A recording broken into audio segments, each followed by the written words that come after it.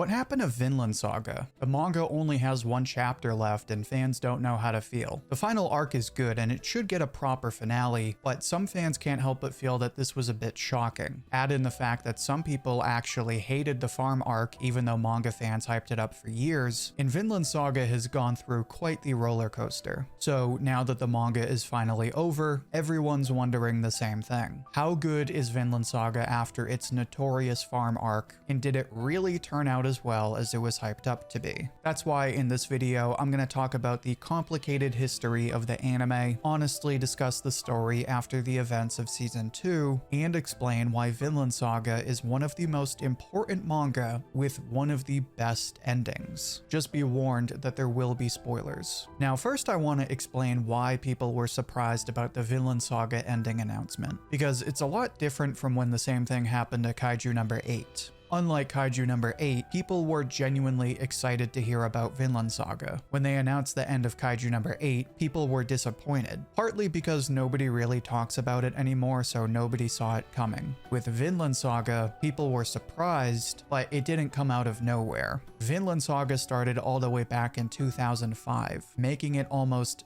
20 years old. Nobody is that surprised to hear it's finally over. Most of the shock came from casual fans that don't keep up with the manga, which is kind of weird because that never happened with the series like Attack on Titan. When Attack on Titan was running, it was impossible to avoid posts about new chapters. But Vinland Saga's kinda just been chilling in the background even though it has a popular anime. If you're not a big fan of Vinland Saga, then you might be wondering why such a good series doesn't have a bigger fan base, and the answer is somewhat complicated. The short version is that Vinland Saga wants to be two things at once. We need to look at the anime and how it struggled to remain in the mainstream. So, like I said, Vinland Saga debuted in Weekly Shonen magazine in 2005. After less than a year, it moved from there to Monthly Afternoon and has remained there since. This means that Vinland Saga started as a shonen, but later became a seinen. Same manga, but two demographics at two different points. Of course, part of the reason this happened was so series creators Makoto Yukimura could work on a monthly schedule. That's why the manga started all the way back in 2005, but we didn't get the anime until 2019. A monthly schedule means less chapters to adapt. Plus, as popular as Vinland Saga is now, it wasn't that popular before the anime. Even after season 1, the manga only had 7 million copies in circulation, which is good, but far from an all-time bestseller. Clearly, another reason Vinland Saga took a while to get an anime was because there wasn't a ton of people reading it. So what happened? How did Vinland Saga go from niche manga to mainstream anime to chill story? It's like I said before, Vinland Saga is hard to sell because it's always trying to be two things: a violent Viking story and a modern story about pacifism.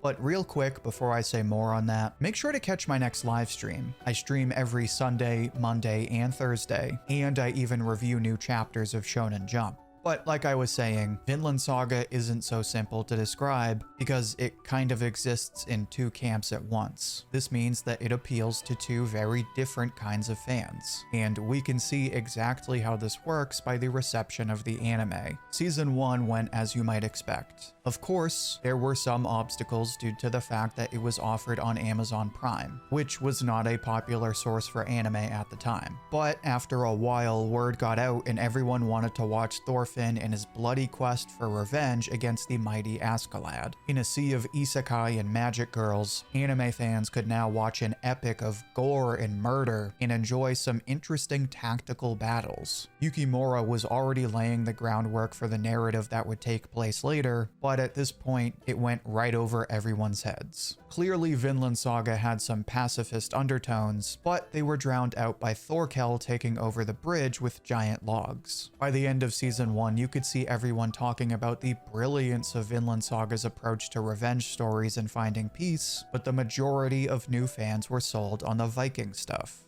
And I mean, come on, let's face it, it's a Viking story. Raiding is kind of in the name. So even later on, when the story tries to tone down the violence, gore is always a regular part of the story. which is exactly why so many of these new fans came to hate Season 2. Long held as Vinland Saga's best arc, the farm arc, or farmland, has always been praised for the way it transforms Thorfinn from a violent brat to a silent slave, and finally into a leader with a grand mission to save the world. It takes an honest look at slavery and violence, and pushes readers to question whether the last resort is ever really the last resort. It's an unexpected twist as it turns a story that was just about raiding and pillaging into a slice-of-life farm simulator, but it does it in such a beautiful way that many fans prefer the story after this point. Unfortunately, this is mostly true for manga fans. For everyone else that had only seen Season 1, this was often not the case. I have a couple of videos on Vinland Saga, and to this day I still get comments about how bad Season 2 was. And this is mainly because a lot of people invested in the battles and violence of Season 1. They liked that Thorfinn was an aggressive character that fought for his goals. So in their eyes, watching him become a weak farmer that eventually wants to become a prophet for peace and understanding is a huge letdown. They signed up for a Viking story and they got a story about farming and philosophy. And this is why Season 2 had a fairly mixed reception. The majority of people loved Season 2 for the way it shifted into this new narrative and transformed Thorfinn, especially now that Vinland Saga was in the hands of Mappa. Mappa took on the anime in between seasons, but the result is that Season 2 looks incredible. I would argue it's one of Mappa's best looking anime, but even with the new studio and visuals, there's still a significant number of people who feel Season 2 is a letdown, and it goes back to what I said before. Throughout the story, Vinland Saga is both a violent story of war and an anti-war story that pushes for pacifism. It certainly doesn't glorify war, but it also makes war one of the most fun parts of the story, and the reason I even bring this up is because it's exactly why Vinland Saga is in the position it's in today. Crafting this narrative around pacifism in a world full of glorified violence makes Vinland Saga an incredibly unique story, but it's also led to a divided fan base. You have the people who don't like Season 2 and wish they could go back in time, and the people who love Season 2 and the story as a whole. But even if you think Farmland is a step in the right direction, this division never really goes away. Even after the so-called slice of life arc,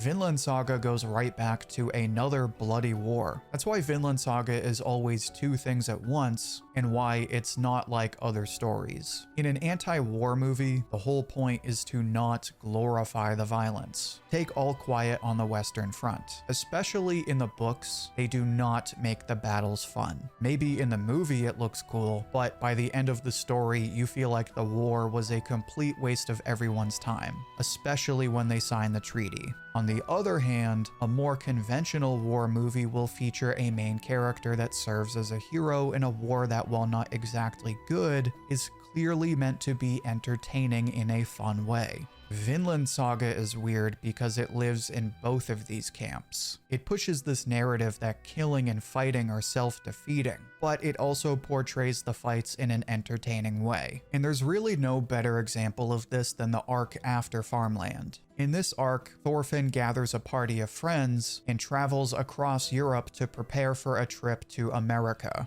By this point, he's already transformed and is working towards non-violence. You also have new characters like Gudrid and Hild that push Thorfinn on this journey. At the same time, this arc is just as violent as the prologue, if not more, and it's got even more politics. Plus, it's even got this dude Garm, who's like the crazier version of young Thorfinn, which just shows how Vinland Saga kind of goes back to its old tricks, while still focusing on its message of non-violence. It's without a doubt the most violent story about why you should be a pacifist you will ever read. Hence why Vinland Saga can be really hard to keep reading if you don't like both parts of this series. Which brings us to the question many anime fans want to know. Do I bite the bullet and read the manga after Season 2? And honestly, it's hard to say. If you absolutely hate Season 2 and hate what they did to Thorfinn, then I honestly wouldn't recommend reading the rest of the story. If you're in that camp of people, I just don't think you like Vinland Saga, which isn't to say you're wrong or something.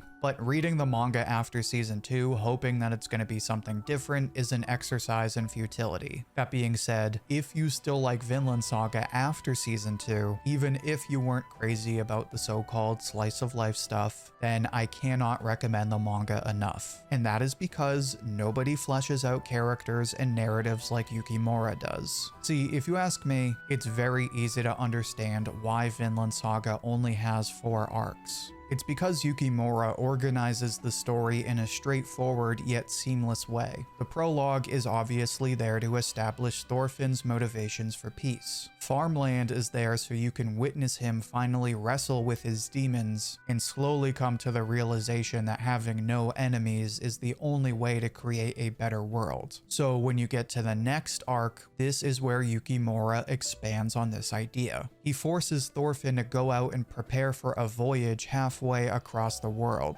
He forces him to face a character that suffered because of Thorfinn, serving as both a literal and figurative obstacle to redemption. By the end of the arc, Thorfinn is forced to put his money where his mouth is and practice non-violence in the middle of a gruesome battle of conquest and politics. I won't say too much else for spoiler reasons, but the takeaway is that this arc is the perfect logical follow-up to Thorfinn's character growth. It's a bit conflicting in the sense that it's a violent story that's focusing on having no enemies, but it does it in a fun and emotional way. Vinland Saga develops its plot at such a smooth pace, and it fleshes out its characters in a way that makes all of them unforgettable. Even minor characters contribute to the main narrative in one way or another. And of course, Thorfinn has one of the best character arcs out of any manga. His transformation is incredible, and it makes him an inspiring character to follow. And all of that amazing growth sets him up for his famous voyage to Vinland,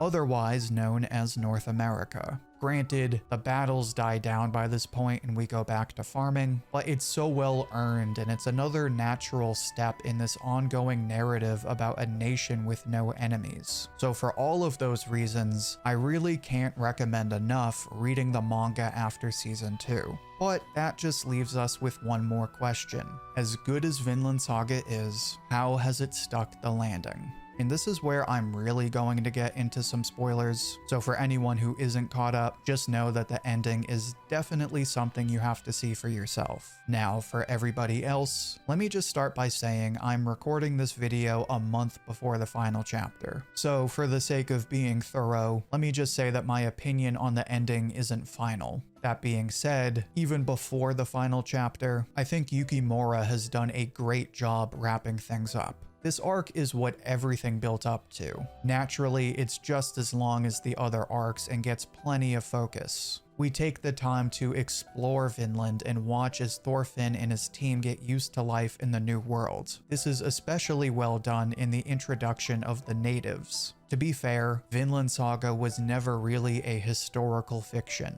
It does its best to give context and make things believable, but it also doesn't try to be a purely historical portrayal. It's got original characters and an original story. That being said, Yukimura has always paid attention to the small details and tried to portray the history in an authentic way, and this pays off brilliantly in Vinland. As an anime fan, I'm a sucker for any series that includes native peoples. This is true for the Ainu in Golden Kamuy and the native peoples in Shaman King. So reading this final arc and watching the interaction between the Nords and Native Americans was so rewarding in all the best ways. Granted, as much as we spend a decent amount of time in Vinland, I do wish we had spent a bit more time with the new characters. We meet a handful of native characters, and Yukimura makes sure to make them each feel special, but given that they're only one half of this arc, and we really only get to know them by the end, they're not quite as memorable as Vinland Saga's other characters like Askeladd or Canute.